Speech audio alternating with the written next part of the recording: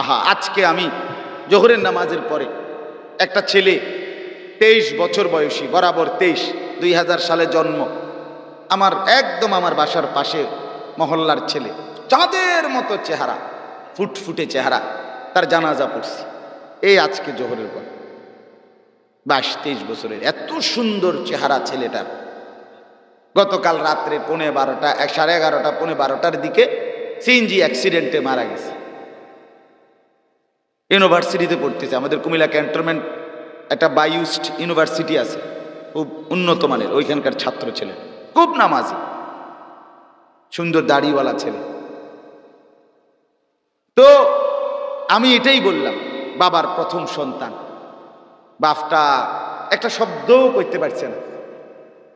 এত মানুষ 2-4 শব্দ কইছে, কিন্তু বাবা যে কদ্দুর কথা কইব, মানে আমার পুত্রে মাফ করে দিয়ে বা কিছু একটা কইবে, বেটার এই কথা বলার সুযোগ হয়েছে না, সম্ভব করছে না।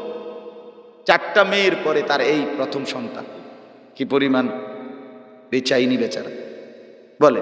তা আমি বললাম, পৃথিবী এমনই, আপনি গ্রহণ করেন আর বর্জন করেন, স্বীকার করেন আর অস্বীকার করেন।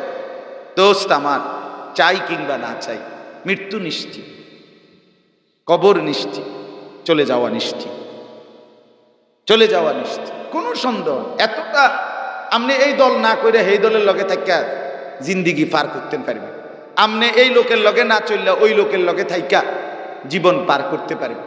আপনি ডাইন বাম কইরা নয় সই কইরা তারে লুকাইয়া তারে ফাঁকি দিয়া দুনিয়া চালাইতে পারবেন, কিন্তু মৃত্যুকে আপনি অ্যাভয়েড করা, মৃত্যুকে আপনি এড়াইয়া চলা আপনার আমার কারো পক্ষে শেষ পর্যন্ত সম্ভব হবে তো দোস্ত?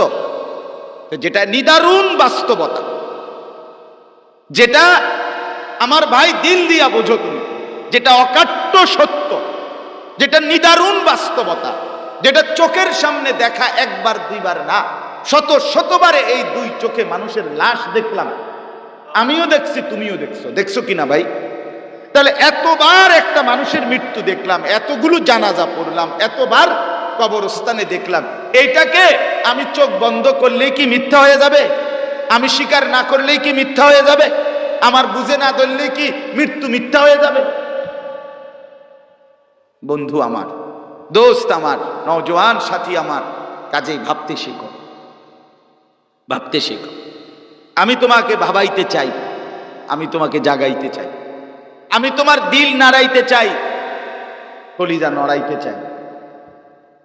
এটা আমার ফিকির, এটা আমার জিন্দিগি, এটাই আমার সাধনা, এ আমার মেহনত।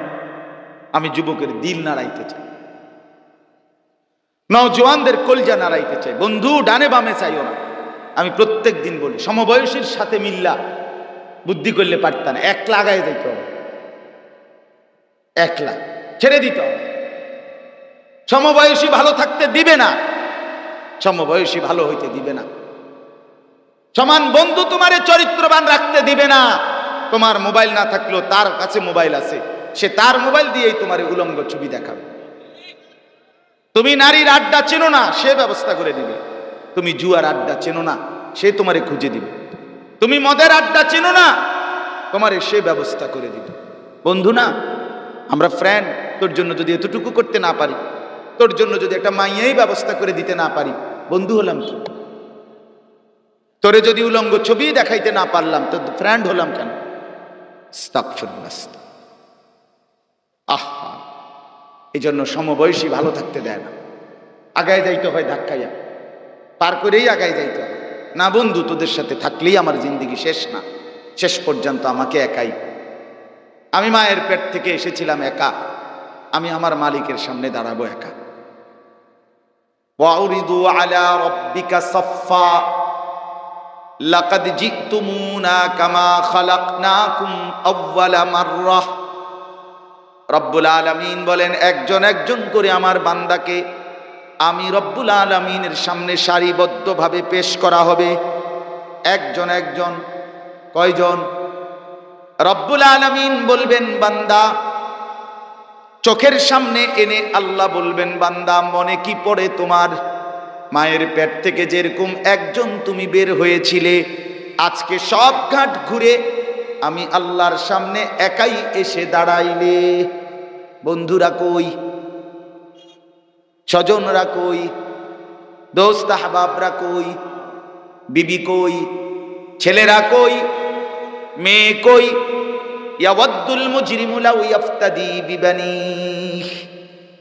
রব্বুল আলামিন বলেন প্রতিটা নাফরমান কিয়ামতের দিন নিজের সন্তান, নিজের স্ত্রী, নিজের পরিজন, তামাম দুনিয়ার মালিক হয়েও যদি চাইবে আল্লাহ সব আপনি নিয়ে নেন, বিনিময়ে আমাকে জাহান্নাম থেকে বাঁচিয়ে দেন।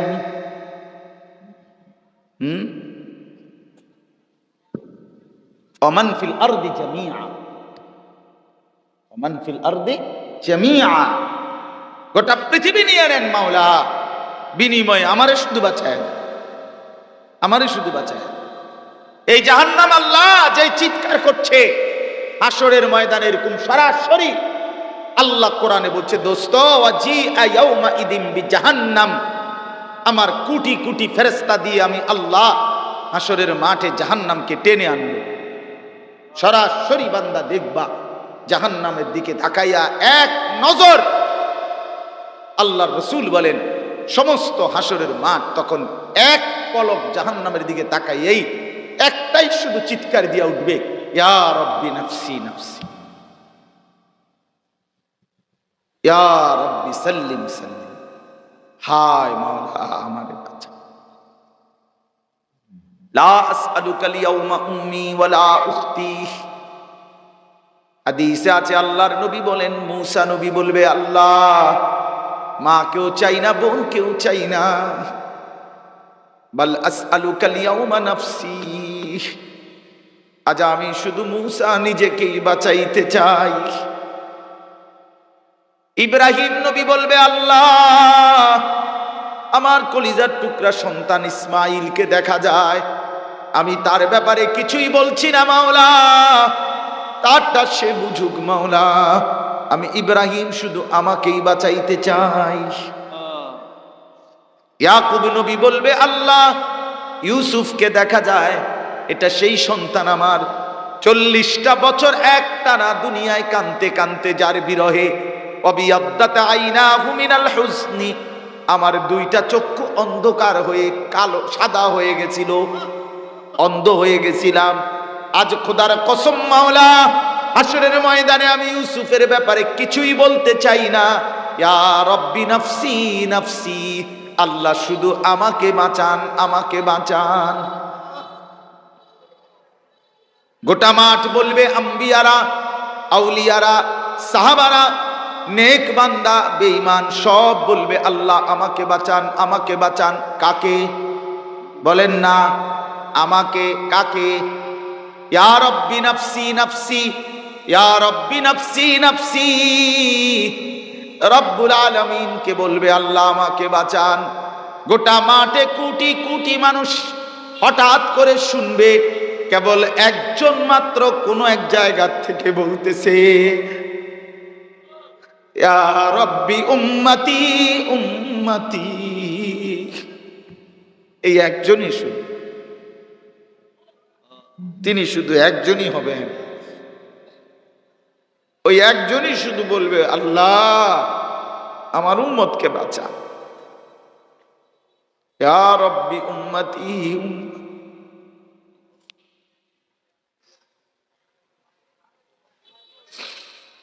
চলো দোস্ত, জিন্দেগি সুন্দর করো,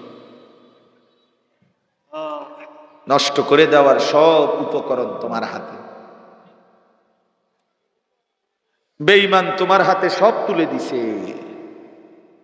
তোমারে তোমার মায়ের বন্ধন থেকে ছুটায় দিছে, তোমারে তোমার বাবার ইজ্জত ভুলায় দিছে, তোমারে তোমার বংশের সম্মান ভুলায় দিছে।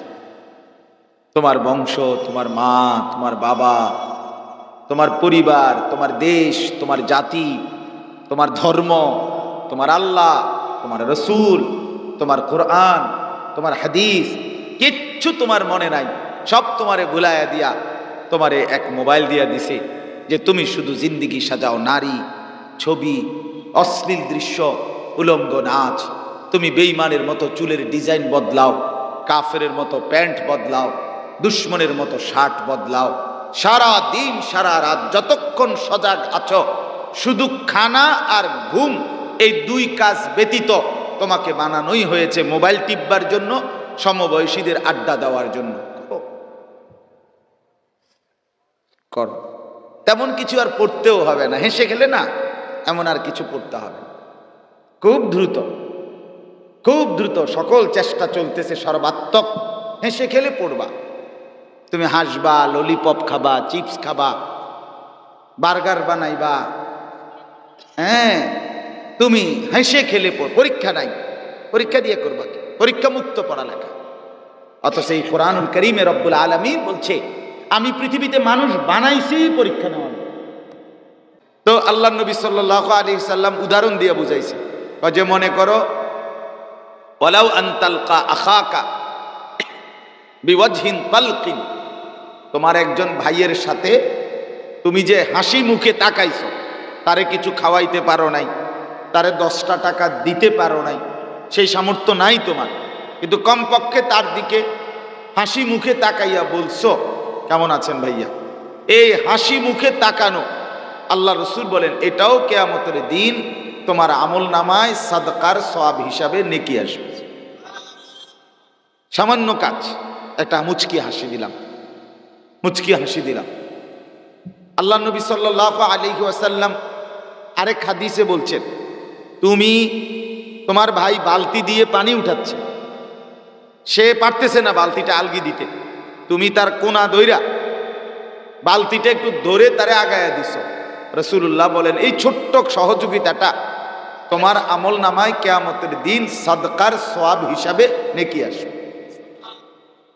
আরেক হাদিসে বলছে, তোমার ভাইয়ের বালতি পুরাইতেছে কল চিপটা, মনে করেন বেচারা দুর্বল মানুষ, আপনি নিজে কল চিপসা আপনার বালতির অথবা আগের পানিটা এইটাই আমি তার বালতি ঢাইলে দিলাম, মানে ঠিক আছে ভাই আপনার বালতি পুড়ে গেল, মানে আমনে আর চিপ্পা ফুরাইতে হইল না, এইটুকু সহযোগিতা যে আমি আমার বালতির পানিটা দিয়া ওনার বালতি পুরাইয়া দিলাম। রাসূলুল্লাহ বলে এই ছোট্ট আমলটাও কিয়ামতের দিন সাদকার সওয়াব হিসাবে তোমার আমল নামায় আসবে। তার মানে এরকম অনেক উদাহরণ দিছে নবীজি।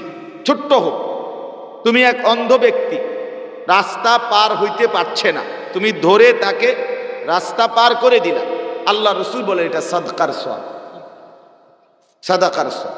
একজন ব্যক্তি পথ চিনতেছে না, তাকে পথ বলে দেওয়া, রাস্তা ঠিক করায় দেওয়া অনেক বড় নেকি, আল্লাহ রসুল বলছে এটা সাদাকার সওয়াব। রাস্তার মধ্যে ফেলে দেওয়া জিনিস, যে জিনিস কল আর ছিলকা, বাদামের ছোকলা, একটা আলপিন অথবা এরকম দূষিত নাপাক দুর্গন্ধযুক্ত কোনো জিনিস, হাড্ডি বা কোনো কিছু এটা পড়ে আছে, আল্লাহ রসুল সাল্লাল্লাহু আলাইহি সাল্লাম বলেন এটা যদি তুমি তুলে সরায় দাও, মানুষের পথচারীদের কষ্ট দূর করে দাও, রাসূলুল্লাহ বলেন এটা তোমার ঈমানের পরিচয়, তুমি যে মুমিন এটার পরিচয়, এটা ঈমানের পরিচয়, ঈমানের চিহ্ন। ওয়া আদনাহা ইমাতাতুল আদা আনিত তরিক, রাসূলুল্লাহ সাল্লাল্লাহু আলাইহি সাল্লাম বলেন ঈমানের সর্বনিম্ন শাখা রাস্তা থেকে কষ্টদায়ক জিনিস সরিয়ে দেয়। এই জন্য দোস্ত আমার, বন্ধু আমার, ছোট্ট হোক ভালো কাজ ফেলে দিতে নাই। এটুকু করলে আর কি হবে না, অনেক কিছু হবে, অনেক বড় ফায়দা হবে ছোট্ট কাজ। আল্লাহ নবী সাল্লাল্লাহু আলাইহি সাল্লামের বৈশিষ্ট্য ছিল তিনি দুর্বলের বোঝা নিজের কাঁধে তুলে নিতেন। আল্লাহ নবী সাল্লাল্লাহু আলাইহি সাল্লামের বৈশিষ্ট্য ছিল তিনি যে উপার্জন করতে পারে না, নিজের উপার্জন করা টাকার থেকে তাকে কিছুটা দিয়ে দিতেন। আল্লাহ নবী সাল্লাল্লাহু আলাইহি সাল্লামের বৈশিষ্ট্য ছিল তিনি আত্মীয়তার সম্পর্ক ঠিক রাখতেন। নবীজির বৈশিষ্ট্য ছিল তিনি মানুষের সত্যিকার যেই কোনো বিপদে পাশে দাঁড়াইতেন। তাহলে এই জন্য আমরা প্রত্যেকে এটা মনে রাখতে হবে, এইটাও একটা সহযোগিতা যে আমার এই ভাইটা দাঁড়ায় ছিল, আমি একটু চাপাইয়া বৈশা তাকে বসতে দিলাম, এতে অনেক বড় ইহসান হবে। তার হৃদয়ের একটা দোয়া আছে, কষ্ট আছে। আমি একবার জীবনে আপনার ব্রাহ্মণবাড়িয়া বিশ্ব রোড থেকে সিলেট বাসে করে বহু আগে এক দাঁড়ানোতে, মানে এই সিলেট পর্যন্ত দাঁড়াইয়া গেছে, সিট পাইছি না, সিটও নাই গাড়িও নাই, আর বহু কষ্টে চাপাচাপি করে উঠছি, অনেক আগের কথা। তো তখন চারদিকে তাকাইছি, কেউ তো একটু বসতে দেয় নাই, কিন্তু তখন যদি কেউ বসতে দিত তো হৃদয়ে কি পরিমাণ দোয়া পাইত। কথার কথা এরকম, আমি আমার অনুভূতিটা বললাম। এই জন্য এটা খেয়াল করা। আল্লাহ তাআলা আমাদেরকে বুঝ দান করেন। রাসূলুল্লাহ সাল্লাল্লাহু আলাইহি ওয়াসাল্লামের এই হাদিস গুরুত্বপূর্ণ। নবীজি বলছে, ইত্তাকুন নার, জাহান্নামের আগুন থেকে নিজেকে বাঁচাও। ওয়ালাউ বিশিক্কি তামারা, যদি পারো কমপক্ষে একটা খেজুরের দানা, আটি, খেজুরের ভিতরের যে দানাটা, এটা আল্লাহর রাস্তায় দান করে হলেও নিজেকে জাহান্নাম থেকে বাঁচাও। অর্থাৎ হোক সামান্য একটা চকলেট পরিমাণ, একটা খেজুরের দানা পরিমাণ, এটাও দেওয়া আল্লাহর রাস্তায়, তাইলেও আল্লাহ তোমাকে জাহান্নাম থেকে মুক্তির ব্যবস্থা করুন। ছোট মনে করতে নাই, ছোট মনে করতে নাই। রাসূলুল্লাহ সাল্লাল্লাহু আলাইহি ওয়াসাল্লাম বলছে, ফা ইল্লাম তাজিদ, যার কাছে একটা খেজুরের দানা, একটা চকলেট, একটা বুট বাদাম পরিমাণ কিছুও নাই, সে কিভাবে ভালো কাজ করবে? সে জাহান্নাম থেকে বাঁচবে কিভাবে? নবী বলছে, ফাবি কালিমাতিন তাইয়্যিবা, তাইলে তুমি তাকে একটা ভালো কথা বলো, কাউকে একটা ভালো নসিহত করো, তার জন্য একটা ভালো কল্যাণের দোয়া করো। লোকটাকে দিতে পারলে না 2টা টাকা, ঠিক আছে, দমক না দাও, ভাই ঠিক আছে, আল্লাহ আপনার ভালো করুক, আল্লাহ আপনার অভাব দূর করে দিক, আল্লাহ আপনারে বরকত দিক, আমি তো পারলাম না দিতাম, কিন্তু দোয়া তো করলাম। ফাবি কালিমাতিন তাইয়্যিবা, এতে ফায়দা হবে। রাসূলুল্লাহ সাল্লাল্লাহু আলাইহি ওয়াসাল্লাম বলেন, ফা ইন লাম তাজিদ, যদি এটাও না পারে, মানে ভালো কথাও বলতে জানে না, তো রাসূলুল্লাহ বলে, ফাবি তালকিন হাসান, এই যেটা একটু আগে বলছি, তাহলে তার দিকে একটা হাসি মুখে তাকাও, তাইলেও জাহান্নাম থেকে মুক্তির ব্যবস্থা হবে। তাহলে কি বোঝা গেল দোস্ত? ছোট্টটাকেও ছোট মনে করতে নেই, সামান্য মনে করতে নেই। নেক কাজ, আল্লাহর বিধান, দ্বীনি আমল, ছোটটার মধ্যেও লাভ, বেশি করলেও লাভ। সুবহানাল্লাহ একবার বললেও নেকি, 100 বার বললেও নেকি। আল্লাহর কথা 1 মিনিট শুনলেও নেকি, 100 ঘন্টা শুনলেও কি নেকি। লাভই লাভ, লাভই লাভ, কোনো লস নাই এখানে, কোনো কমতি নাই, কোনো ক্ষতি নেই। আল্লাহ আমাদেরকে বুঝ দান করেন। দাঁড়াইয়া বৈশাখ কেউ বুট খাইয়েন না, বুট খাইয়েন না, ভিতরে বৈশা বুট খাইয়েন না। বুট যাদের খাবার বাকি, আপনি নিরাপদ দূরত্বে গিয়া বুট খান, যেখানে কেউ দেখবে না। এটা ভদ্রতা না, সুন্দর না। হ্যাঁ, আমি ইচ্ছা করে একটু দেরি কথা গুছাইতেছি, এই কারণেই শুনি, মনোযোগের জন্য। আমার কম হোক কথা, আমি মনোযোগ চাই, এটা আমার অভ্যাস। এই জন্য বুট বাদাম খাওয়া যাবে না দোস্ত, এটা আদব না দোস্ত। আল্লাহর কোরআন আদব চায়, ইসলাম আদব ছাড়া কখনোই কারো কাছে আসে নাই। আখিরাতের আমল, কোরআন সুন্নাহর আমল, এবং এই কোরআন সুন্নাহর ইলম, যথাযথ আখলাক, উত্তম আদব, পবিত্রতা, সৌন্দর্য, বাহ্যিক দেহের পবিত্রতাও জরুরি, ভেতরের পবিত্রতাও জরুরি, এটা জরুরি। এজন্য আমাদের কোরআন শরীফ 6 বছরের বাচ্চাও যদি পড়ে, প্রত্যেকবার পেশাব পায়খানার পরে ঢিলাকুলুক ব্যবহার করতে হয়, টয়লেট পেপার, পানি ব্যবহার করে, অজু করে বসে। তার মানে বাহ্যিক দেহের অপবিত্র দেহ নিয়ে কোরআনুল কারীমের 1 অক্ষরও পড়া যায়, 1 শব্দ পড়তে দেই না আমরা। আবার ভেতরটাও পবিত্র হইতে হয়। ওয়া নূরুল্লাহি লা ইউতা লিআসি, আল্লাহর নূর, এটা কোরআন সুন্নাহর ইলম, এটা আল্লাহর পক্ষ থেকে আলো, নূর। এই নূর আল্লাহ তাআলা কোনো নাফরমান, পাপী, অবাধ্য তাকে দেয় না, তাকে দেয় না। কোরআনুল কারীমের মধ্যে আছে, আল্লাহ তাআলা নবীকে বলছে, ইন তাহরিস আলা হুদাহুম ফা ইন্নাল্লাহা লা ইয়াহদি মান ইউদিল। হে নবী, আপনি যদি প্রচন্ড খুব বেশিও কারো হেদায়েত চান, হবে না। যে পথভ্রষ্ট, যে ইচ্ছা করে পরিকল্পিতভাবে গুনাহ, নাফরমানি, অসভ্যতাকে নিজের জিন্দেগি বানায় নিছে, এমন অপদার্থকে আমি হেদায়েত দেব না। গাদ্দারকে আমি হেদায়েত দেই না, সীমা লঙ্ঘনকারীকে আমি হেদায়েত দেই না। হেদায়েতের জন্য বিনয়ী হইতে হয়, হেদায়েতের জন্য আগ্রহী হইতে হয়, আন্তরিকতা দেখাইতে হয়, আল্লাহর কাছ থেকে চাইতে হয়।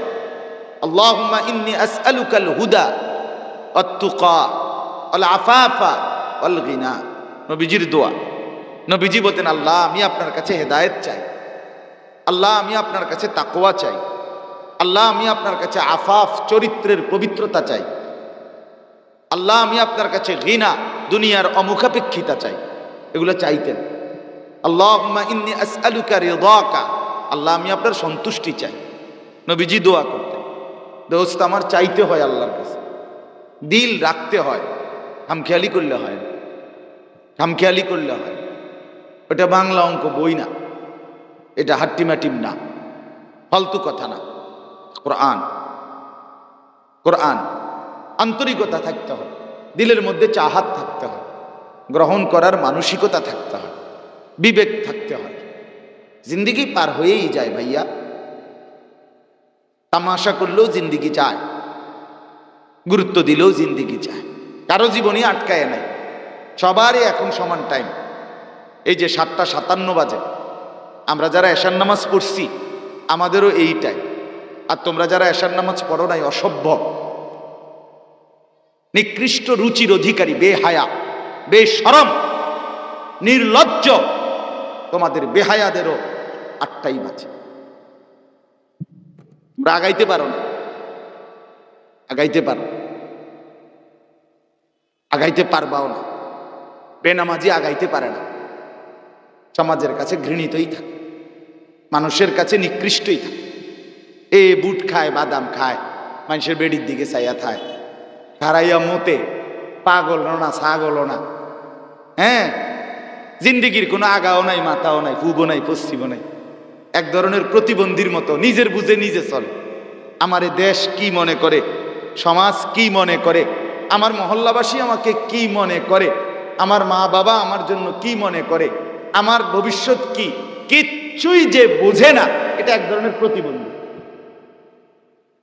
এই তো মানসিক বিকারগ্রস্ত, মানসিক রোগী, মাতাল, তার সিরা। এটা নিজেকে নিয়েই খুশি, নিজে নিজে হাসে, নিজে নিজে কাঁদে। মানে আমার কাছে যেটা ভাল লাগে এটা, তো এটারে তো পাগল কর, পাগল তো হেঁটেরই, তারই তো অসুস্থ বলে মিয়া। যে নিজের বুঝে চলে সেই তো পাগল, কাউকে অনুসরণ করে না, কিছু বুঝে না। বন্ধু আমার, অতএব গুরুত্ব দেই জিন্দিগি, আদব চাই, আখলাক চাই, আন্তরিকতা লাগবেই। কোরআনুল কারীমের মধ্যে আছে, ওয়াহদি ইলাইহি মান ইউনীব, আল্লাহ বলেন যে আমার দিকে ঝুঁকে আসে আমি তাকে তার চাইতে এগিয়ে হেদায়েত দিয়ে দেব। কিন্তু ঝুঁকতে হবে। তুমি আসবে 1 বিঘত, আমি আল্লাহ আসবো 1 হাত। তুমি আসবা 1 হাত, আমি আসবো 2 হাত। তুমি আসবা হাঁটতে হাঁটতে, আমি আসবো দৌড়তে দৌড়তে। তুমি রাতে আসবা, আমি রাতেই আসবো। তুমি দিনে আসবা, আমি দিনেই আসবো। ইন আতাইতানি লাইলান আতাইতুকা লাইলা ওয়া ইন আতাইতানি নাহারান আতাইতুকা নাহার। আল্লাহ বলে, আমার বান্দা গুনাহ নিয়ে রাইতে আইসো, আমি মাগফিরাত নিয়ে রাতেই আসবো। গুনাহ নিয়ে দিনে এসো, আমি মাগফিরাত নিয়ে দিনেই আসবো। দিনে আসবো। আমার কোনো ছুটি নাই, আমার কোনো ক্লান্তি নাই, আমার কোনো বিশ্রাম নাই, আমার কোনো তন্দ্রা নাই, আমার কোনো ঘুম নাই। আমি সারাক্ষণ আছি। আসবা, চাইবা, বলবা, আমি দিতে থাকব। প্রিয় নবী সাল্লাল্লাহু আলাইহি ওয়াসাল্লাম বলেন, ফাওয়াল্লাহি লা ইয়ামাল্লাল্লাহু হাত্তা তামাল্লু, আল্লাহর কসম উম্মত, তোমরা চাইতে চাইতে ক্লান্ত হবে, রব্বে করিম দিতে দিতে মোটেই ক্লান্ত হবে। এই জন্য বন্ধু আমার, দোস্ত আমার, ভাই আমার, নওজোয়ান, জিন্দিগির কদর কর, জিন্দিগির কদর কর, নিজেকে সুন্দর কর, সুন্দর কর। আমি হুজুরের ওয়াজ ভাল লাগছে, এ কারণে একটু শুনলা, হুজুর কি লেগা আপনার ওয়াজ ভাল লাগে, তো সারছে তো, এরপরে আমি ওয়াজ শেষে দিমু দৌড়, তোমার পথে তুমি, তো এই ভাল লাগাতে কি ফায়দা দোস্ত, কি ফায়দা? তুমি তোমার মতোই থাকবা, আমি আমার মতোই। এই ভাল লাগা তো ধোঁকা, এটা সত্যিকার অর্থে ভালো লাগা নয়। এখানে শুধু কথার ফুলঝুরি হলে হবে না, শুধুই কেবল এটা হলে হবে। পরিবর্তন দরকার, পরিবর্তন দরকার, ইনকিলাব হওয়া দরকার, মানে পরিবর্তন হওয়া দরকার। এই জন্য আমরা প্রত্যেকে ফিকির করি। মূলত ভক্ত বলে তাকে নিজেকে পরিবর্তন করেছে, বাকিগুলো ধোঁকা, বাকিগুলো সম্পূর্ণ ধোঁকা। কত মাজারে, কত উরুসে, কত গান বাদ্যে, কতজন ভক্ত, হুদা খিচুড়ি আসেনি আগে খবর লাগে কি এর দুঃখ, ভক্ত সিটার ভক্ত, ভক্ত বিরিয়ানি আছে দেখে গেছেন, খিচুড়ি আছে দেখে গেছেন, এগুলো বুঝি ভক্ত? কথা বলেন। সাহাবায়ে কেরাম রাসূলুল্লাহ সাল্লাল্লাহু আলাইহি সাল্লামের ভক্ত ছিলেন, তার মানে উনারা ওনাদের মতো নবীর মতো এর ভিত্তিতে ভক্ত না, জিন্দেগি বদলায় গেছে। আপনাদেরকে শুনাই উদাহরণ। আমাদের প্রিয় নবী সাল্লাল্লাহু আলাইহি ওয়াসাল্লাম মক্কা থেকে হিজরত করে কোথায় গেছিলেন? এই যেদিন প্রথম মদিনায় ঢুকছে, কুবা নগরী, প্রথম মদিনার যেই শহরে নবীজি ঢুকছেন দীর্ঘদিন সফর করে, সেই জায়গাটার নাম হলো কুবা নগরী। কুবা এখনো এই নাম কুবা নগরী। তো এখানে আল্লাহ নবী সাল্লাল্লাহু আলাইহি সাল্লামের সাথে হিজরতের সময় নবীজির সঙ্গী ছিলেন একজন সাহাবী, সাইয়্যিদুনা আবু বকর সিদ্দিক রাদিয়াল্লাহু তাআলা আনহু। আমরা সবাই জানি না এটা? নবীজির সফর সঙ্গী তখন কে ছিলেন? আবু বকর। তো ওনারা দুইজন, আমি সংক্ষেপ মেন আমার যে কথাটা বুঝাইতেছি, দুইজনই কুবা নগরীতে ঢুকছেন। তো মদিনার মুসলমানরা সবাই আপনার ওনাদের দুইজনকে সম্বর্ধনা অভ্যর্থনা জানানোর জন্য ওই কুবাতে আসছে। মেন মদিনার যেই মসজিদে নববী, যেখানে মেন মহল্লা, এখান থেকে ধরেন ওই কুবা এলাকায় যাইতে প্রায় পায়ে হাঁটা গেলে, এখনো আমরা পায়ে হাঁটা অনেকবার, প্রত্যেক উমরার সফরে একবার হইলেও ওই কুবা হাঁটা যাই। তো হাঁটা গেলে একটা সওয়াব আছে আলাদা ওইটার। তো আপনার 1 ঘন্টার মতো সময় লাগে। তো ওনারা সবাই দলে দলে আসছেন নবীজি, এবং আসছেন অভ্যর্থনা জানান। সর্বোচ্চ 72 জন লোক ইতিপূর্বে মক্কায় হজ্জের সফরে নবীজিকে সচক্ষে দেখছে, আর বাকি মুসলমান হয়ে আছে এখানে অনেক লোক, কিন্তু ওরা দেখে নাই নবীকে। আজকেই প্রথম ওনাকে দেখছে তারা। কথা বুঝছেন ভাই? পিছনে চিন্তা করে না, পারতেন না সব সমাধা করতে, সব সমাধা করলে সমাধা হইব, কিন্তু ওয়াজের টাইম শেষ হয়ে যাবে। বুঝেন না কথাটা? মানে আরো যদি চেষ্টা করি আমরা সব গুছ গাছ করিয়া বাইল করতাম যাই, তাইলে আমার টাইম কি হয়ে যাবে? শেষ হয়ে যাবে। এই জন্য আমি এটার আর, আমার শুধু টার্গেট নজরের সামনে যারা আছি আমরা তারাই। ও বাইরে কে কাবজাব করে এগুলো এত কাছে চিন্তা করে গুলান যেত না। বুঝছেন না কথা? হ্যাঁ, চলেন। এই জন্য আপনি আর একবারও পিছনে তাকাইয়েন না, পিছনে আলগি দিয়া লাগে, অসুবিধা নেই। এরপরে বললাম, তো এই যে সাহাবীরা মদিনার যারা, ওনারা অভ্যর্থনা জানাইতে আসছে। আল্লাহ নবী সাল্লাল্লাহু আলাইহি ওয়াসাল্লাম প্রচন্ড রৌদ্রের ভিতরে আসছেন। তো নবীজি একটা খেজুর গাছের নিচে বসছে, আর হযরত আবু বকর সিদ্দিক রাদিয়াল্লাহু তাআলা আনহু একটা খেজুর গাছের নিচে বসছেন। স্পষ্ট আমরা নিজে কিতাবে পড়ছি, আসসিরাতুন নববিয়্যা, সৈয়দ আবুল হাসান আলী আন-নদভী রাহমাতুল্লাহ আলাইহির কিতাবে আমি পড়ছি। হযরত লিখছেন সেখানে ওই মদিনার মুসলমানরা লোকেরা দলে দলে আয়েশা নবীজির সাথে মুসাফা করতেছে, কিন্তু মুসাফা করতে গিয়ে 2 ভাগ হয়ে গেছে। কেউ ওই আবু বকর সিদ্দিককে মুসাফা করে, কেউ উনাকে মুসাফা করে। এরপরে আলগাত দিয়ে সবাই জিঙ্গায় ওই পুরানওয়ালা করে কোনজন। কথা বুঝছিনি আমি? উনি কোনজন, মানে আসল জন কে? রাসূলুল্লাহ সাল্লাল্লাহু আলাইহি ওয়াসাল্লাম কোনজন? মুসাফা তো ঠেলার লগে করলাম, যে যারে বুঝ পাইছে করছে, কেউ উনাকে কেউ উনাকে, কিন্তু উনি কোনজন? তো পুরানওয়ালারা আবার বলে দিতেছে উনি উনি উনি। এইটা হযরত আবু বকর সিদ্দিক রাদিয়াল্লাহু তাআলা আনহু খেয়াল করছে যে লোকদের মধ্যে কানা ঘুষা, যে বুঝতেছে না, চেহারায়, সুরতে, দাড়িতে, লেবাসে, পোশাকে এতটা মিল। সুবহানাল্লাহ, সুবহান। নতুন আগন্তুক বুঝতেছে না কে মুহাম্মদ, কে অনুসারী। রাসূল কোনজন, ভক্ত কোনজন আলাদা করা যাচ্ছে না, এটা আমি বুঝাইতে চাচ্ছি। এরপরে আবু বকর সিদ্দিক রাদিয়াল্লাহু তাআলা আনহু উঠে গিয়ে ওই কিতাবে স্পষ্ট আছে এরকম একটা রুমাল বা কিছু রাসূলুল্লাহর মাথা মোবারকের উপরে দিয়ে দিছেন। এইবার সবাই বুঝছে একটু স্পেশালি আলাদা যিনি ইনি রাসূলুল্লাহ। দোস্ত আমার, বন্ধু আমার, এটাই বাস্তব, এটাকেই বলে ভালোবাসা, এটাকেই বলে ভক্ত, এটাকেই বলে অনুসরণ। হাদিসে আমরা স্পষ্ট, বুখারীতে রিওয়ায়াত করছি, আর অনেক কিতাবে পড়ছি, বহু নতুন মুসলমান, নতুন কোন আগন্তুক রাসূলুল্লাহ সাল্লাল্লাহু আলাইহি সাল্লাম সাহাবীদের কাছে বসা, একসাথে বসে আছেন, কথা বলতেছেন। কসম আল্লাহর, নতুন অনেক সময় নতুন মানুষ এসে জিজ্ঞেস করতেন আগে, মান ফিকুম মুহাম্মদ, তোমাদের মধ্যে মুহাম্মদ কোনজন, মুহাম্মদ কোনজন। সবাইকে দেখতে একরকম মনে হচ্ছে, চেহারায়, সুরতে, চলনে বলনে, কাপড়ে পোশাকে। ফলে জিজ্ঞেস করতে হইতো তোমাদের মধ্যে মুহাম্মদ কোনজন। তখন সাহাবীরা বলে দিতেন, হুয়া ফিনা মুহাম্মদ, আমাদের মধ্যে ইনি মুহাম্মদ। সুবহানাল্লাহ। বন্ধু আমার, এটাই বাস্তবতা। আজ আমরা ভালোবাসাটাকে সুকৌশলে এই ভারতীয় উপমহাদেশে অনেকগুলো দুশ্মনদের সফলতা আছে, এর মধ্যে এটাও একটা সফলতা যে এই উপমহাদেশে অসংখ্য মুসলমানের হৃদয়ে ভালোবাসা এবং অনুসরণকে রাসূলুল্লাহর আলাদা করতে পারছে। এটাও দুশ্মনের একটা সফলতা। বুঝেন নাই আমার কথা?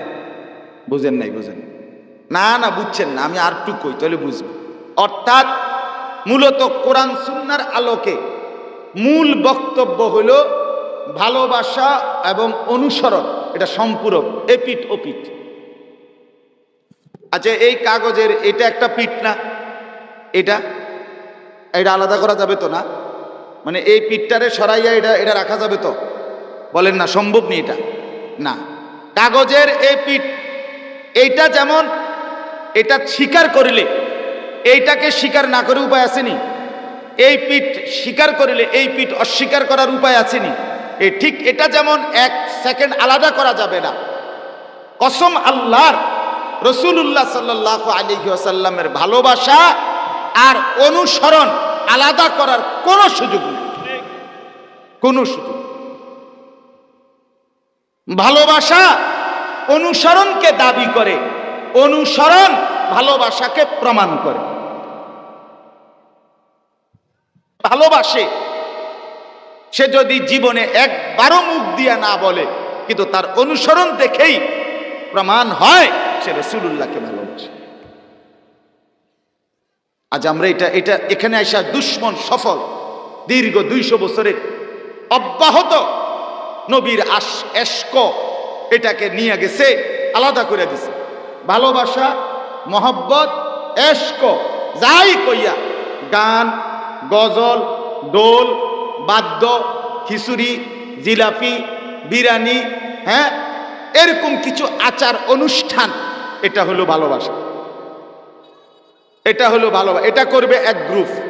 আর মেসওয়াক, দাড়ি, টুপি, দস্তরখান, কোরআনুল কারীম বিশুদ্ধ তেলাওয়াত, রাসূলুল্লাহর হাদিস অনুসরণ, স্ত্রী সন্তানকে পর্দায় রাখা, হালাল উপার্জন, চেহারা সুরতে, চলনে বলনে নবীর তরিকার ব্যতিক্রম না করা, এই অনুসরণ, এটা করছে আরেক গ্রুপ। কথাটা বুঝছেন? এই যে আলগা করতে পারছে, এটাই কাফেরের সফলতা, এটাই বেঈমানের সফলতা। কিছু মানুষকে বুঝাইতে পারছে যে ভালোবাসা এটা পৃথক জিনিস, অনুসরণ পৃথক। আমি নিজ কানে শুনছি ডাইরেক্ট বলে যে ওয়াহাবিরা নবীর সুন্নতের আমল করলে কি হইব, নবীর ভালোবাসা নাই। তাহলে এ কথাই স্পষ্ট বোঝা গেল যে মানুষ রাসূলুল্লাহর অনুসরণ করে, সে শুধু অনুসরণ করে, সে ভালোবাসে না। ভালোবাসে, আর ভালোবাসলে অনুসরণ করতে হয় না।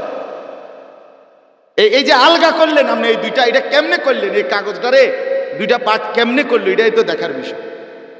এটা তো সম্ভব না, কিন্তু এটা তো করে লাইছে, অসম্ভবকে সম্ভব করে দিছে।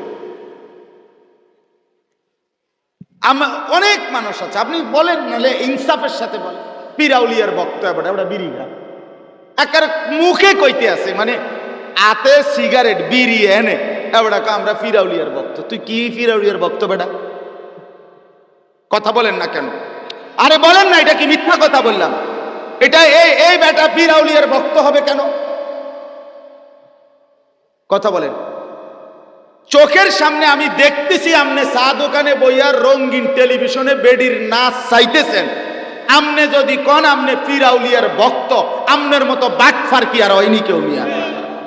মিথ্যুক বেটা, তুমি কিসের পীর ভক্ত?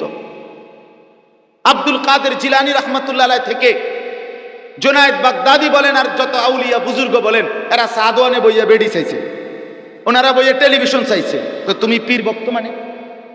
হ্যাঁ, মানে এটা হইল এ কথা এটাই। ভক্তি মহব্বত এক জিনিস, অনুসরণ আরেক জিনিস। এই যে আলগা করা, এটাই সফলতা, এটাই বেঈমানের সফলতা, দুশ্মনের সফলতা। এজন্য ছেলেরা বাপ, আমি এটা বুঝি না, আমি কোন সময় যত ছেলে আমার উঠতে বসতে কয় হুজুর আমি আপনার ভক্ত, চেহারার দিকে তাকাইয়া যদি দেখি বুঝ নাই, তাহলে আমি তারে দিল থেকে ভক্ত হিসাবে মনে করি। কি এর ভক্ত তুমি? আমি তোর ধোকা বেটা, তোর এই ভক্ত দিয়ে আমি করব কি বেটা? এজন্য মহব্বত, ভালোবাসা অনুসরণকে দাবি করে। আবারও বলেন, কি দাবি করে? আবার এই কথাটা মুখস্থ করেন যে মহব্বত অনুসরণকে দাবি করে। কোন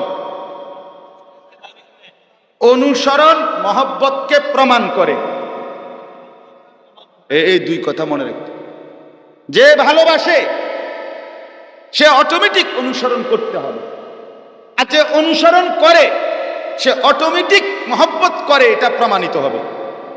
মেসওয়াক করছে সে রাসূলকে ভালোবাসে, দাড়ি রাখছে সে রাসূলকে ভালোবাসে, কোরআন শরীফ সহি শুদ্ধ পড়ে সে রাসূলকে ভালোবাসে, স্ত্রী পর্দায় রাখে সে রাসূলকে ভালোবাসে, হারাম খায় না সে রাসূলকে ভালোবাসে, পেশাব পায়খানা করে ঢিলা কুলুক টয়লেট পেপার ব্যবহার করে সে রাসূলকে ভালোবাসে, দস্তরখান বিছায়া খানা খায় সে রাসূলুল্লাহকে ভালোবাসে। না, এটা আলগা কইতে না। অনুসরণ ভালোবাসাকে কি করে? ভালোবাসা অনুসরণকে দাবি করে। এই জন্য ধোকা খাবেন না। ধোকা খাইলেও দুনিয়া শেষ হয়ে যাবে আমনের, আর বুঝা নিলেও আমনের শেষ। আমিও মরে যাব, আপনিও মরে যাবেন। বুঝলেও কবর, না বুঝলেও কবর। গ্রহণ করলেও কবরে যাইতে হবে, বর্জন করলেও কবরে যাইতে হবে। সুখের পাহাড়, সুখের সাগরে যে সেও কবরে যাবে, দুঃখের পাহাড় যার সেও কবরে যাবে। জীবনে কোনোদিন যে হাসতে পারে নাই তারও মৃত্যু নিশ্চিত, জীবনে কোনোদিন যে দুঃখ দেখে নাই তারও মৃত্যু নিশ্চিত। কি ভাইয়া?